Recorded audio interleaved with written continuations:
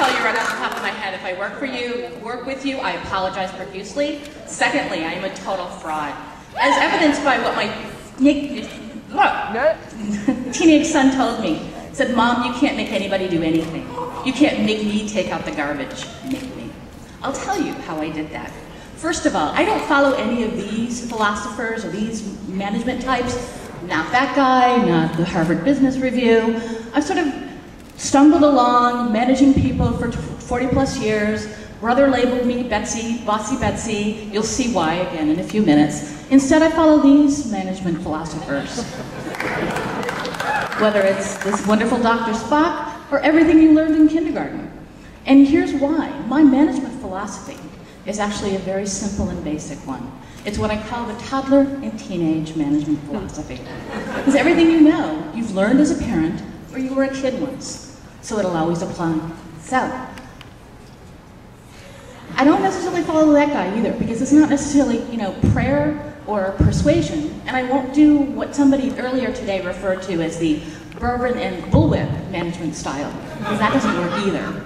But it's more about really learning and watching what happens here. So you would normally say that with a toddler, pick the red shirt or the blue shirt. We can also call that defining parameters in the real world.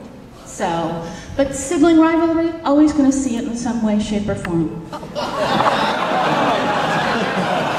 And the trick is to recognize it and say, here are the ways that we can deal with this. We can either separate the people, we can either decide to roll with the flow and get in dirty and work it all out.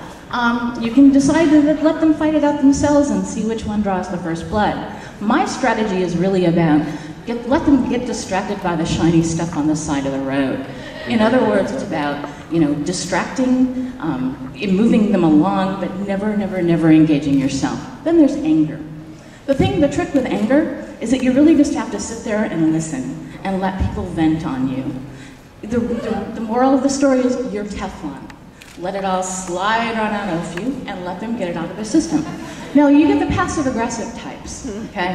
That shows up in a variety of ways. It's either, I need more information, or I really need to, get more resources from you. Sometimes they really just maybe need a nap.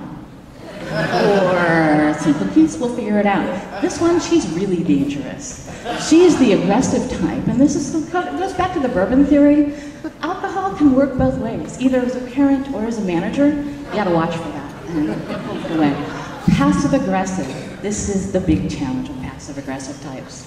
They just, you gotta figure out what's gonna motivate them. Maybe it's a little extra cookies after they finish the homework, with the promotion they want. These are the 5 things they've got to accomplish.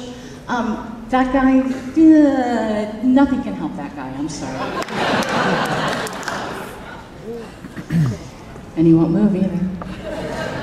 Trying to move him, just a real challenge. So everybody can use a timeout. Little quiet space, stretching away. Sometimes you can use the timeout too and take it.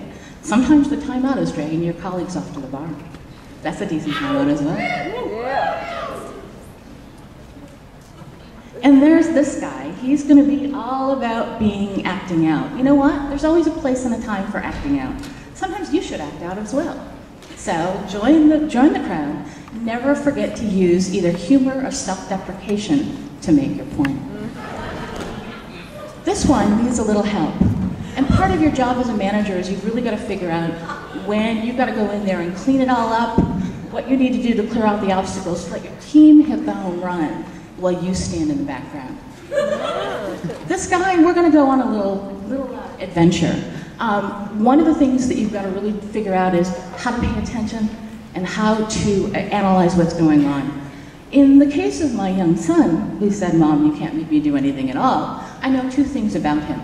Number 1, he loves to intimidate, and he loves to take that out on his younger sister. And number 2, he has the mind of Machiavelli, who is his hero. So, my young son has decided that his sister gets to help him do his chores. I, knowing that, walked into his room and said 3 things. Your sister has to take a shower in 5 minutes. After that, she is going to bed. If you want her to help you take out the garbage, you have 5 minutes. The garbage is out in 5 minutes. Now, three things that you need to know is it's not really about getting people to do what you want them to do. It's about leading. It's about leading with passion. And it's not being afraid to look like a fool while you're doing it. Especially when you have a teenager.